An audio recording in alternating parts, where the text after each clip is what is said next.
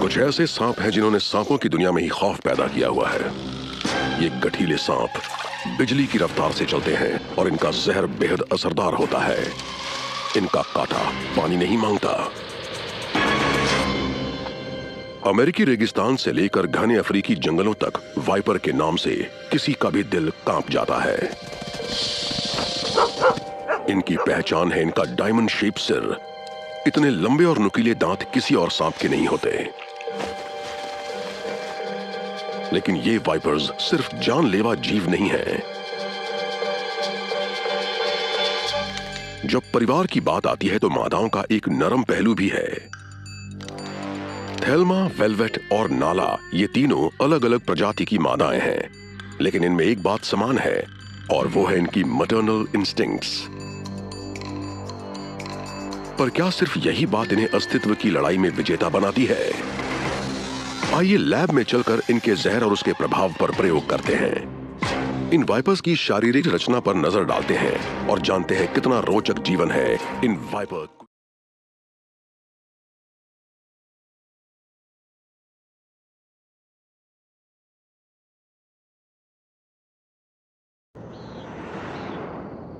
कुछ कीड़ों को नए जीवन की गंध महसूस हो गई है।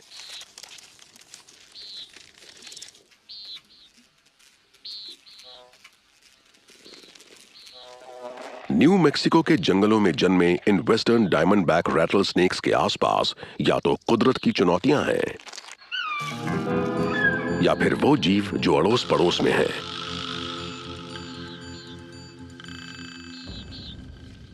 एक मिनट पहले जन्मे इन नवजातों ने जीवन की लड़ाई शुरू कर दी है।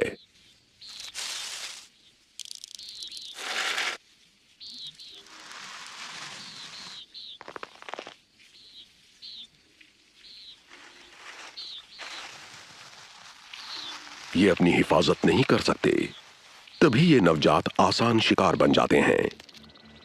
ईस्टर्न किंग स्नेक्स तो उन्हें बहुत चाव से खाते हैं और बेबी रैटल स्नेक्स हमेशा खतरे में रहते हैं।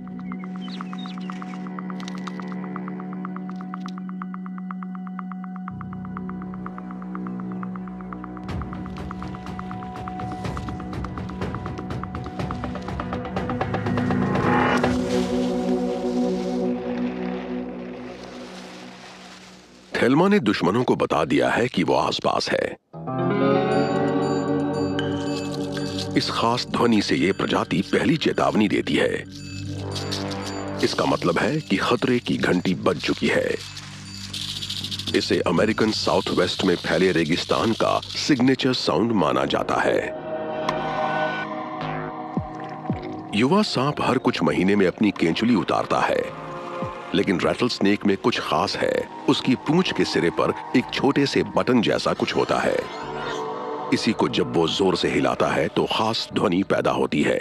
जब भी वो अपनी केंचुली उतारता है तो वो बटन जैसा कुछ बढ़ जाता है, जिसका असर ध्वनि पर भी पड़ता है। 2000 साइकिल्स पर सेकंड पर ऑपरेट करने वाली इनकी शेकर मसल्स किसी को भी हैरानी में डाल देंगी। एक दिलचस्प बात और है, ये मसल्स कभी थकती नहीं हैं और ये सिर्फ अपनी फुल कैपेसिटी पर काम करती हैं, ना ऊपर ना नीचे। इसी तरह का मसल कंट्रोल थेल्मा को उसके अफ्रीकन कजन से जोड़ता है, लेकिन बिल्कुल विपरीत तरीके से।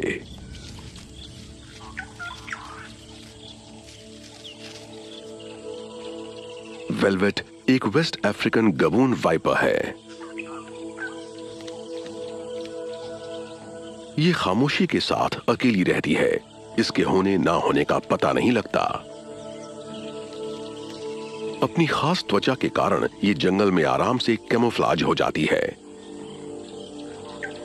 इसका शांत स्वभाव और खूबसूरती एक छलावा है। ये बेहद घातक है। ये किसी ट्रेन्ड किलर से कम नहीं है। इसका मसल कंट्रोल लाजवाब है और इसके सब्र की कोई सीमा नहीं है। ये शिकार के लिए कई दिनों, हफ्तों या महीनों तक बिना हिले डुले इंतजार कर सकती है और फिर अचानक हमला बोल सकती है। ये 5 सेंटीमीटर लंबे नुकीले दांतों से लैस है। किसी और वाइपर के न तो इतने लंबे दांत होते हैं और न ही कोई और प्रजाति इतनी बड़ी और भारी भरकम होती है।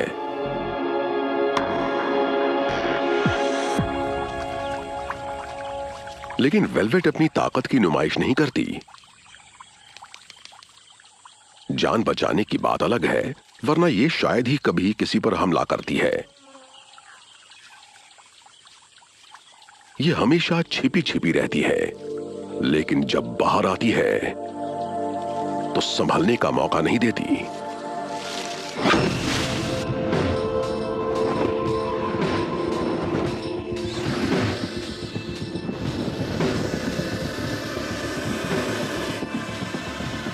बेशक वेलवेट और थेल्मा अलग अलग कॉन्टिनेंट्स पर रहती हैं, लेकिन दोनों अस्तित्व की लड़ाई लड़ रही हैं और अपने परिवार को बढ़ाना चाहती हैं। जीवन के चक्र को आगे ले जाना चाहती हैं। लेकिन इन लक्ष्यों को आप कैसे पूरा करेंगे अगर आपके पास थेल्मा की तरह चेतावनी देने की खास सहूलियत न हो, और ना ही आपके पास वेलवेट जैसा आकार, सब्र, घातक जहर और नुकीले दांत हों। नाला से मिलिए। ये थेल्मा जितनी रॉबीली नहीं है और ना ही वेलवेट जितनी सुंदर। ये छोटे वाइपर के ग्रुप से आती है। ये एक पफ एडर वाइपर है।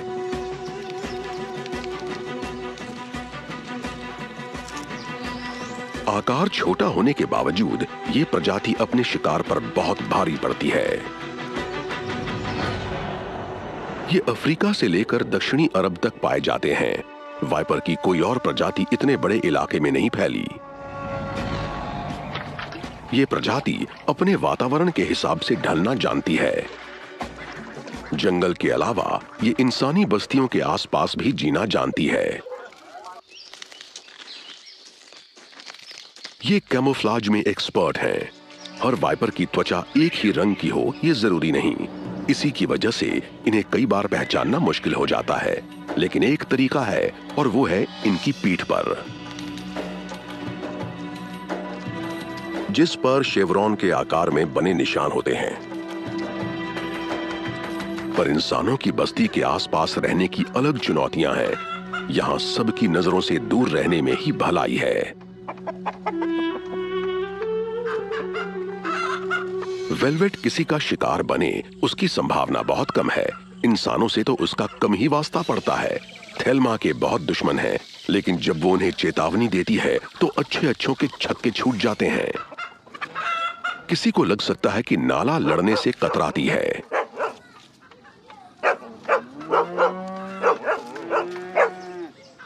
ये खतरे का सामना अलग तरह से करती है। ये छिपने की जगह ढूंढ लेती है।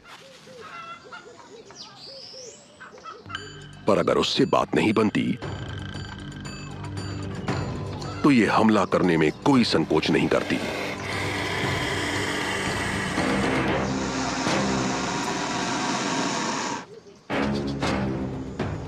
ये जानलेवा वाइपर है। ये दुश्मन पर टूट पड़ती है। लेकिन इसके बावजूद नाला की जिंदगी में खतरे ही खतरे हैं। कोई इसे पसंद नहीं करता, चाहे पालतू जानवर हों या फिर गांव वाले। जब ये अपने आसपास किसी खतरे को महसूस करती है तो ज्यादातर वाइपर की तरह ये भागने का नहीं सोचती।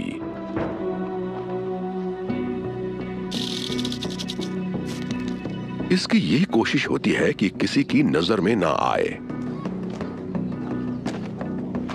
ये हिलना डुलना बंद कर देती है, माहौल में खुद को कैमोफ्लाज कर लेती है और खतरे के टल जाने का इंतजार करती है। लेकिन अगर किसी नए खतरे ने सिर उठाया तो, और वो भी ऐसा जो उसे सूंघ कर ढूंढ सकता हो।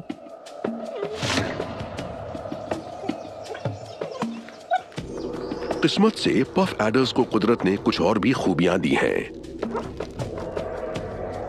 प्रयोगों से पता चला है कि यह प्रजाति अपनी गंध को छिपाने में भी माहिर है। इस काम को यह अंजाम देती है अपने मेटाबॉलिज्म को धीमा करके और अपने बदन के तापमान को बदलकर।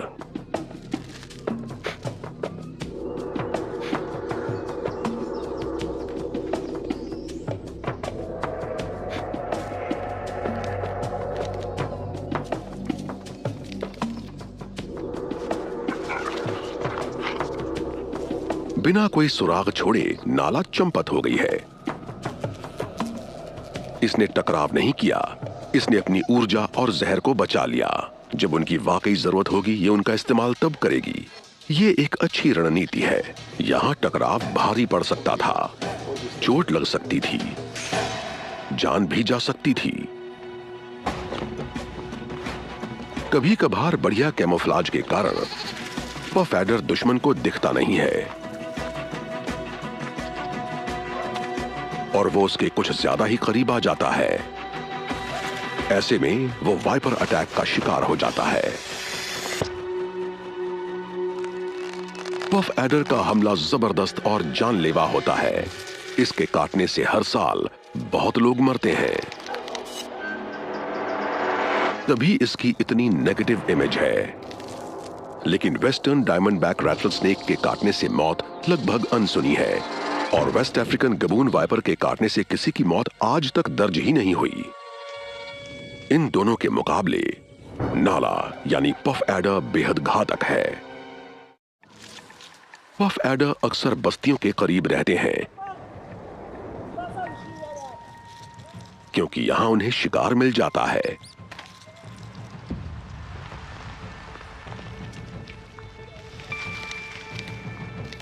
लेकिन ये जहरीले वाइपर्स इंसानों के लिए खतरा हैं। ज्यादातर मामलों में ये अपना बचाव करने के लिए ही हमला करते हैं या फिर तब जब ये किसी इंसानी अंग को शिकार समझ बैठते हैं। ऐसी गलती का परिणाम खौफनाक हो सकता है। पफ एडर का जहर मुख्य रूप से साइटोटॉक्सिक होता है। ये सेल टिश्यू को तबाह कर देता है। इनके आगे इंसान क्या, कोई जीव नहीं टिक सकता। इसके जहर ने बहुत सारे इंसानों की जान ली है। ये वाइपर वेस्टर्न डायमंडबैक रैटलस्नेक और वेस्ट अफ्रीकन गबून वाइपर की तुलना में बहुत ज्यादा खतरनाक है। इसके कई कारण हैं। वेस्टर्न डायमंडबैक रैटलस्नेक का हेमोटॉक्सिक पॉइजन रक्त पर हमला करता है। ये इसके कुदरती शिकार के लिए तो घातक है, लेकिन इंसानों के लिए उतना खतरनाक नहीं है। तभी उसके जहर से इंसानी मौत ना के बराबर होती है। लेकिन पफ एडर्स और गबून वाइपर्स का जहर इंसानों के लिए बेहद घातक है क्योंकि इसमें साइटोटॉक्सिन्स होते हैं जो टिश्यूज को तबाह कर देते हैं। अगर पफ एडर के जहर की मात्रा कम भी हो तो भी वो गबून वाइपर से ज्यादा असरदार होता है। लेकिन गबून वाइपर के जहर की बनावट ज्यादा जटिल होती है और इसी वजह से ये शरीर की कोशिकाओं पर ज्यादा विनाशकारी असर डालता है। जबकि पफ एडर के काटने से बहुत दर्द, सूजन और स्किन के सेल्स में तबाही का सिलसिला शुरू हो जाता है। इसका जल्द इलाज न होने पर जान भी जा सकती है। लेकिन गबून वाइपर का जहर भी कुछ कम नहीं है। इससे शरीर में छोटे छोटे खून के थक्के बन जाते हैं जिनकी वजह से ऑर्गन फेल हो सकता है। जहर में मौजूद न्यूरोटॉक्सिन्स नर्वस सिस्टम पर हमला बोलते हैं, माइकोटॉक्सिन्स मस्कुलर टिश्यू पर और कार्डियोटॉक्सिन्स हार्ट पर।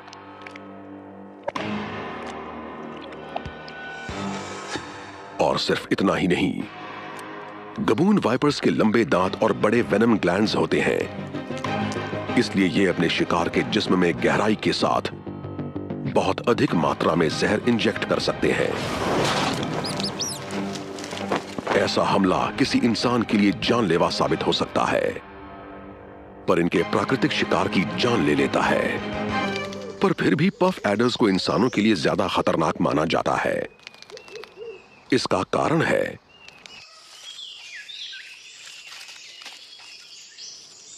दरअसल गबून वाइपर्स का इंसानों से कम ही वास्ता पड़ता है। वैसे भी इन्हें कोई भी जीव अपना शिकार नहीं बनाता, इसलिए ये आक्रामक नहीं होते।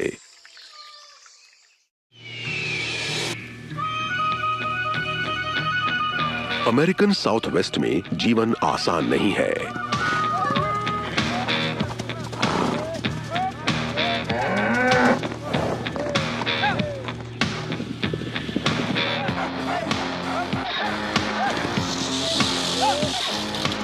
इस रैटल स्नेक की चेतावनी बेअसर है।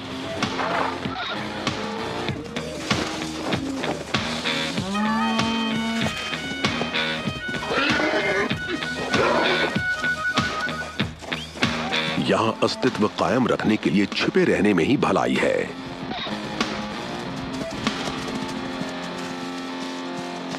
लेकिन यह इतना आसान नहीं है।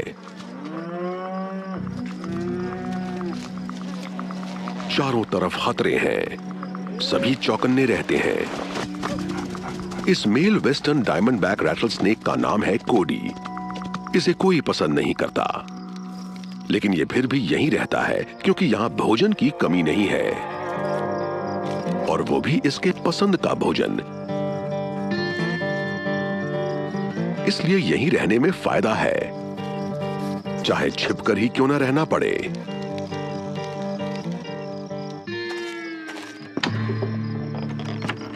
और इसमें ये माहिर है।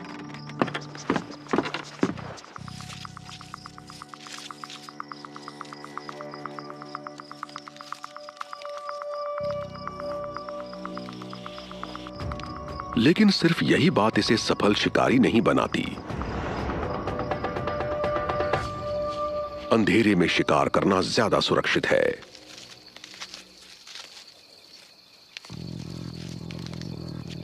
लेकिन इतने घने अंधेरे में कोडी को दिखेगा कैसे?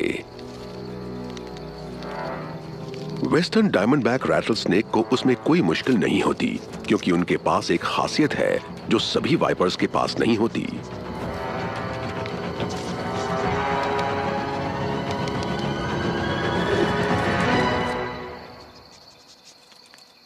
यह है थर्मल इमेजिंग। जिन वाइपर्स के पास यह खासियत है, उनकी नाक के दोनों छिद्रों के बाजू में विशेष प्रकार का सुराख होता है, जिसके भीतर कुछ खास अंग होते हैं जिनसे वो हीट को महसूस कर सकते हैं। इन अंगों का तापमान इनके शरीर के बाकी हिस्सों की तुलना में लगभग 36 डिग्री फ़ारेनहाइट कम होता है।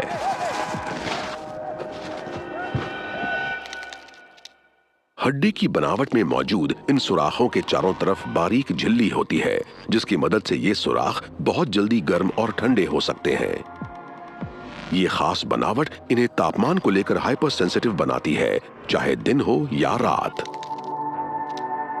इस खास झिल्ली के नर्व सेल्स तब एक्टिव होते हैं जब तापमान लगभग 80 डिग्री फ़ारेनहाइट या उससे ज्यादा डिटेक्ट हो। मोटे तौर पर अगर कोई वार्म ब्लडेड एनिमल सांप से 1 मीटर की दूरी के भीतर हो तो उसके शरीर की गर्मी का माप लगभग इतना ही होता है।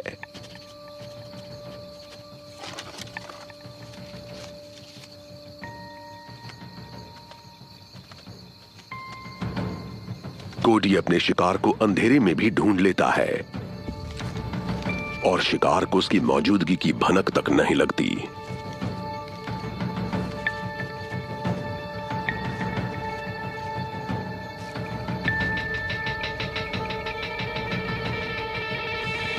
लेकिन ये क्या?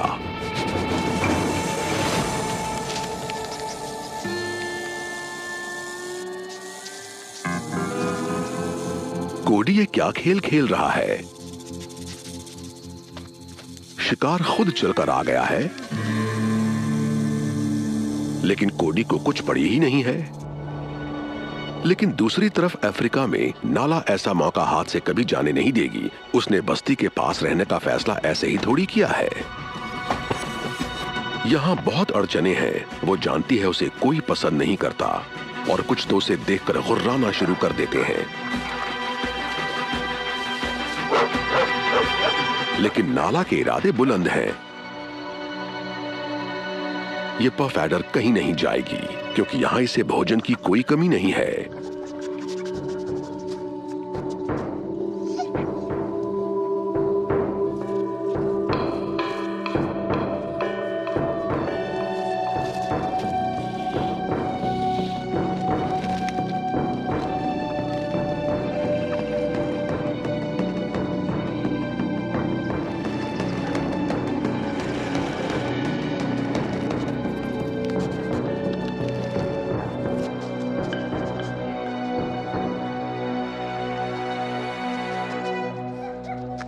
घात लगाने की सही जगह मिल गई।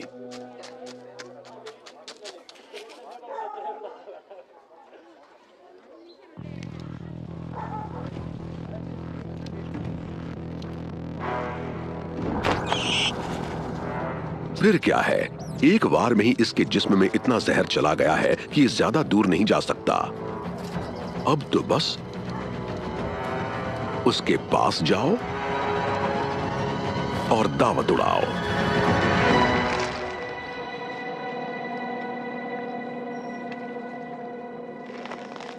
लेकिन एक शिकार से क्या होगा? अभी तो पार्टी शुरू हुई है। दूसरी तरफ वेलवेट भी भूखी है, लेकिन इस गबून वाइपर के काम करने का तरीका बिल्कुल अलग है।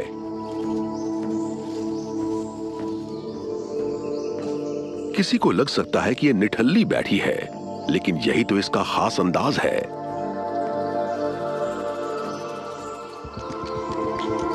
सही वक्त आने पर यह अपने शिकार पर बिजली की तरह टूट पड़ेगी।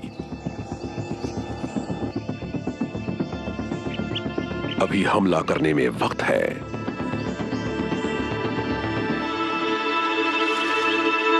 सांपों के पास शिकार करने के लिए ज्यादा कुछ नहीं है। न तो इनके पास शिकार का पीछा करने के लिए पैर है, न ही पकड़ने के लिए पंजे, न ही मांस फाड़ने के लिए दांत।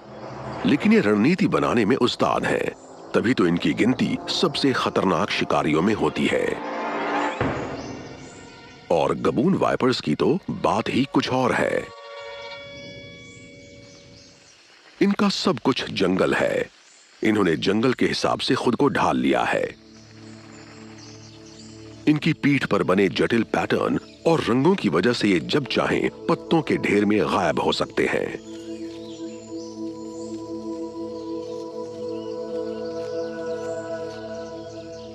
वेलवेट घात लगाकर बैठ गई है।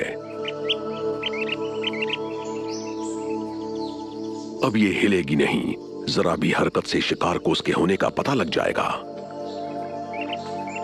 शायद किसी को लगे कि वेलवेट बस आराम कर रही है, लेकिन इस तरह बिना हिले डुले बने रहने के लिए जबरदस्त मसल कंट्रोल चाहिए। इस प्रक्रिया को एक्टिव स्टिलनेस कहते हैं। घात लगाते वक्त वेलवेट को बिल्कुल स्थिर रहना होगा, लेकिन साथ साथ इसकी मसल्स को किसी भी पल अचानक एक्शन के लिए तैयार भी रहना होगा।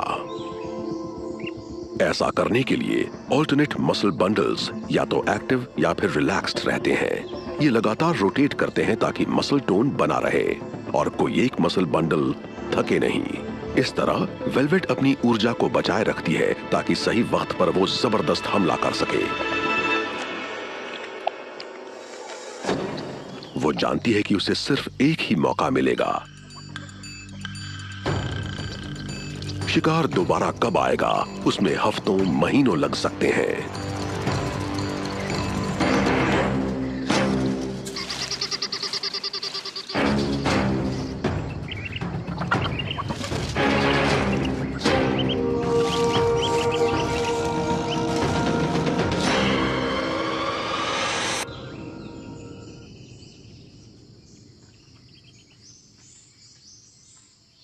इसकी मसल्स चुस्ती और फुर्ती से भरपूर है, लेकिन मसल्स के अलावा और भी कुछ है जो इसे सफल शिकारी बनाता है। ठीक है, इसके पास हाथ पांव नहीं है, लेकिन कुदरत ने इसे शिकार को चित्त करने के लिए एक बेहद जानलेवा साधन से लैस किया है, और वो है जहर। ये अचूक हथियार है। डसने के बाद या तो शिकार तुरंत मर जाएगा और भागा भी तो ज्यादा दूर नहीं जाएगा। अपने शिकार के जिस्म में जहर को इंजेक्ट करने का इसका एक खास तरीका है। गबून वाइपर से ज्यादा घातक कोई और जीव नहीं है। ये जब काटते हैं तो एक ही बार में 600 मिलीलीटर तक जहर इंजेक्ट कर सकते हैं। वैसे एक इंसान को मारने के लिए सिर्फ 100 मिलीलीटर जहर बहुत होता है। बाकी वाइपर्स की तरह वेलवेट के नुकीले दांत इसके मुंह के ऊपरी तरफ एक झिल्ली से ढके हैं। शिकार के वक्त जब ये अपना मुंह खोलती है तो ये बाहर आकर शिकार पर जबरदस्त वार करते हैं। लेकिन लंबे पीछे की ओर मुड़े हुए दांतों की पंक्ति के कारण इन्हें शिकार के जिस्म से निकालना आसान नहीं होता। ऐसा लगता है मानो गबून वाइपर कुछ चबा रहा हो। इनके खतरनाक दांत और जानलेवा जहर इन्हें एक घातक शिकारी बनाता है। इनमें और भी कुछ गुण हैं जो इन्हें सफल जीव बनाते हैं, जैसे कि सब्र। 10 मिनट में शिकार का काम तमाम हो गया है, लंच रेडी है। लेकिन इसे कैसे खाया जाएगा वो तरीका थोड़ा अलग है।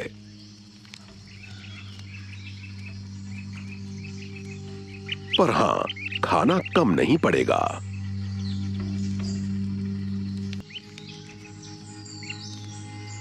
दरअसल उसके जबड़े बेहद लचीले होते हैं। वो हड्डी नहीं बल्कि लिगामेंट्स, मसल्स और टेंडन से जुड़े होते हैं। इस वजह से सांप अपने जबड़े को स्वतंत्र रूप से हिला सकता है और उसे बड़े से बड़े शिकार को निगलने में ज्यादा मुश्किल नहीं होती।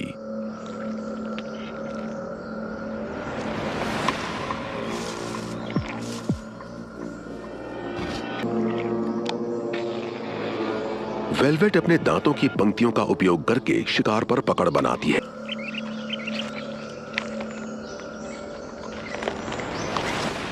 वैसे भी खाने में बहुत वक्त लगने वाला है।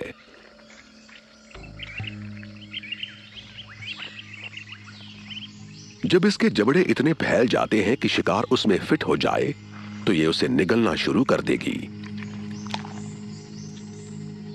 उसे धीरे धीरे पूरा निगल जाएगी।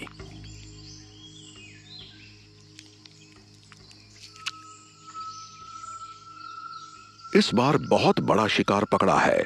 अब इसे कुछ हफ्तों या शायद महीनों तक खाने की जरूरत नहीं पड़ेगी। यहां खेत में कोडी अभी भी भूखा है।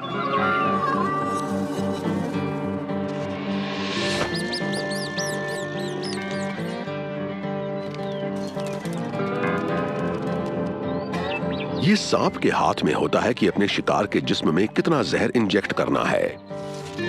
कई बार तो सांप सिर्फ चेतावनी देने के लिए अपने शिकार को काटता है। आज इस चूहे के साथ यही हुआ। इसकी किस्मत अच्छी थी। भूखे कोडी ने भोजन का शानदार मौका ऐसे ही नहीं गंवाया। धीमे मेटाबॉलिज्म की वजह से उस बड़े चूहे को पचाने में इसे कई दिन लग जाएंगे और वैसे भी ये वक्त है एक्शन का। इस वक्त कोडी का मिशन कुछ और है। इसकी तलाश कुछ और है। इसे भोजन की नहीं,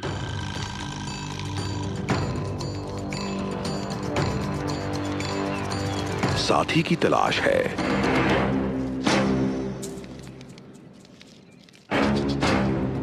और अब ये सीधा उस चट्टानी इलाके में जा रहा है जहां थेल्मा रहती है। लेकिन कोई इससे पहले पहुंच गया है।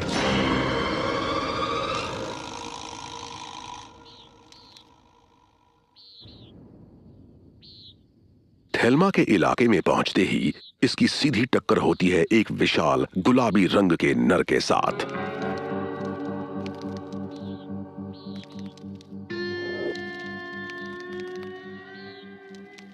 बिना लड़ाई के बात नहीं बनेगी।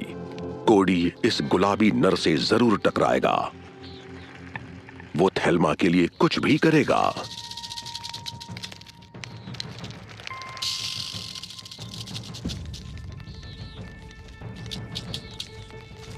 कोडी मानो कुश्ती के मैदान में उतर रहा हो। वो अपने प्रतिद्वंद्वी को आंक रहा है।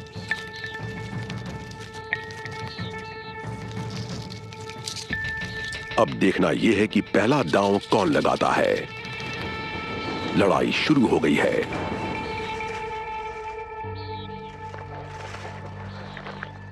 दोनों एक दूसरे में गुथना शुरू हो गए हैं।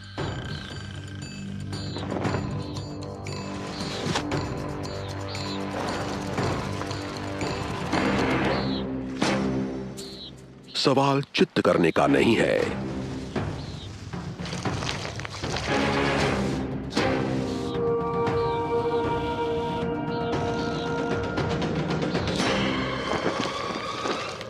सवाल है वर्चस्व किसका होगा।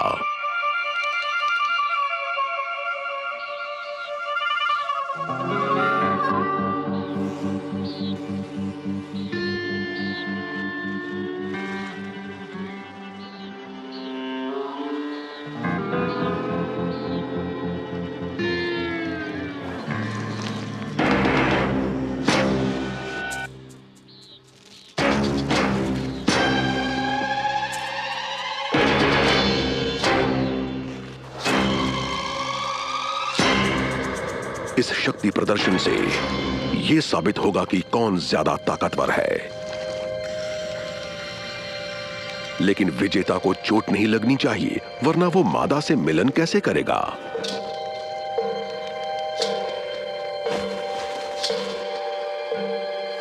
गुलाबी नर ही असली मर्द निकला।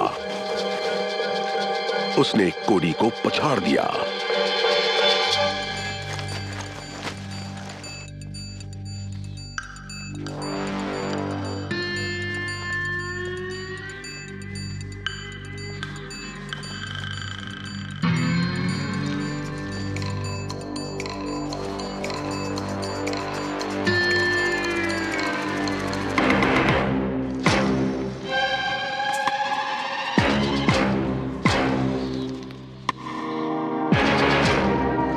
गुलाबी नर ने कोडी को अपने वजन के नीचे दबा दिया है, उसे चित्त कर दिया है।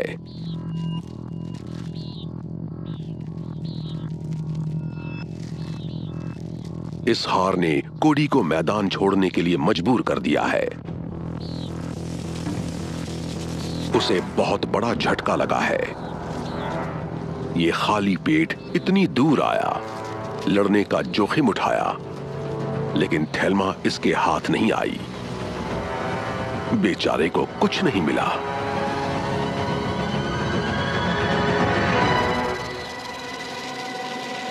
पर गुलाबी नर को भी कुछ नहीं मिला।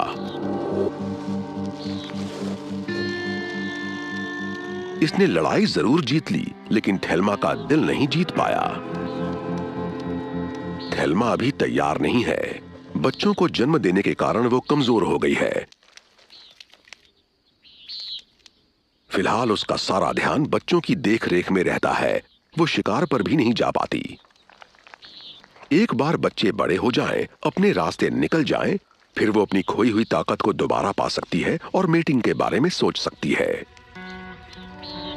गुलाबी नर चाहे जितना मर्जी लाड़ प्यार दिखा दे, उससे कोई फायदा नहीं होने वाला। ये गुथे हुए जरूर दिख रहे हैं, लेकिन थेल्मा की फटकारती पूंछ नर को जाने का इशारा कर रही है। अब कोई चारा नहीं है। नर को ना चाहकर भी जाना पड़ेगा।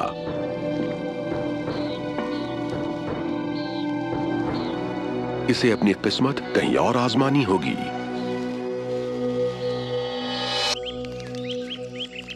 दूसरी तरफ वेलवेट एक नर के साथ है। मेटिंग की सामान्य रस्में चल रही हैं। नर वेलवेट के जिस्म को रगड़ रहा है, अपनी थूथन से उसे छेड़ रहा है।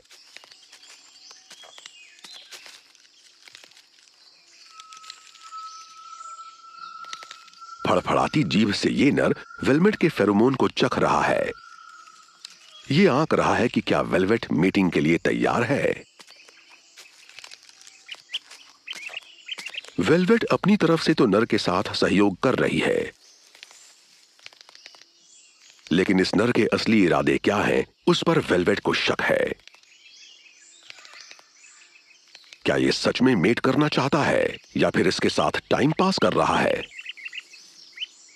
तभी वेलवेट को कुछ सुराग मिलता है और ये उसे छोड़कर चली जाती है। लेकिन उसके जाने से नर ज्यादा निराश नहीं होता। ये शायद मेट करने की हालत में था ही नहीं, क्योंकि इसके केंचुली उतारने का वक्त आ गया है। सांप साल में कई बार अपनी केंचुली उतारते हैं,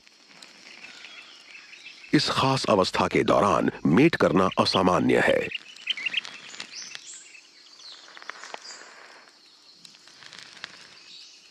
लेकिन अगर नर सच में मेटिंग करना चाहता तो वो वेलवेट को उत्तेजित करता और तब वो अपनी पूंछ को ऊपर उठाती और दोनों मेटिंग करते,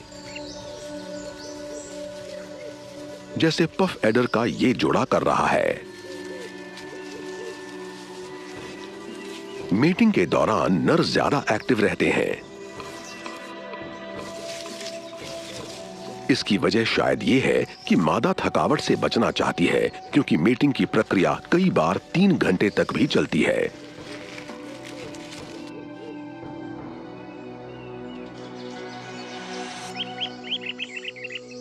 लेकिन प्रजनन का सारा दारोमदार मादा पर होता है। मीटिंग के दौरान मिले स्पर्म्स मादा के जिस्म में 5 साल तक सही सलामत रहते हैं।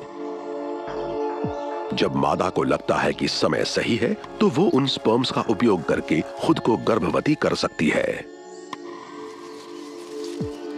फर्टिलाइजेशन अंडे के रूप में होता है, लेकिन किसी मादा वाइपर का काम अंडे देने के बाद खत्म नहीं हो जाता, जैसा कि ज्यादातर सांपों के साथ होता है।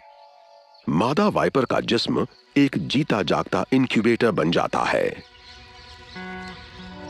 जब बच्चे अंडे से बाहर निकलने लायक हो जाते हैं तब वो नन्हे सांपों को जन्म देती है, जिन्हें स्नेकलिंग्स कहते हैं। वाइपर ओवोवाइविपरस होते हैं, इसलिए वो अंडे देते हैं और उनका विकास मां के शरीर में होता है। इन अंडों में खोल के बजाय एक नरम झिल्ली होती है। माएं बढ़ते हुए एम्ब्रियोज के साथ पोषक तत्व साझा करती हैं या नहीं, ये कहना मुश्किल है। इसलिए नाला के लिए महीनों तक 20 से ज्यादा अंडों को ढोना कुछ अटपटा सा लगता है। लगातार बढ़ते हुए एम्ब्रियोज को ढोने का काम कोई मां ही कर सकती है। जैसे जैसे वो भारी होती जाती है, मां के लिए शिकार करना मुश्किल हो जाता है। पूरा आहार ना मिलने से कमजोरी आती है, जैसे कि थेल्मा के साथ हुआ था। लेकिन अपने बढ़ते हुए एम्ब्रियोज को ढोकर नाला और थेल्मा ने अपने बच्चों को अस्तित्व और जीवन संघर्ष का बेहतर मौका दिया है। वाइपर माओ के जीवन में सिर्फ मुश्किलें नहीं, कुछ और भी रंग हैं। नाला को देखिए, उसने बच्चों को जन्म दे दिया और मां की सारी जिम्मेदारियां पूरी कर ली हैं। अब न तो उन बच्चों को दूध पिलाना है और न ही उनकी देखभाल करनी है या कोई ट्रेनिंग देनी है। इसके 20 बच्चे हैं, सोचिए इसकी क्या हालत होती अगर इसे ये सब भी करना पड़ता। इसकी और बुरी हालत हो सकती थी, क्योंकि सांप प्रजाति का रिकॉर्ड तो एक बार में 156 बच्चे पैदा करने का है। लगभग 2 हफ्ते के होने के बाद नाला के बच्चे अपनी केंचुली को पहली बार उतारेंगे, फिर सभी अपना अपना रास्ता पकड़ लेंगे। ये नुकीले दांतों और जहर से लैस हैं। अब इन्हें किसी की जरूरत नहीं है, ये अपने दम पर जिंदा रह सकते हैं। जंगल में अस्तित्व बनाए रखने के लिए हर पल लड़ना पड़ता है और वाइपर्स को इसमें महारत हासिल है।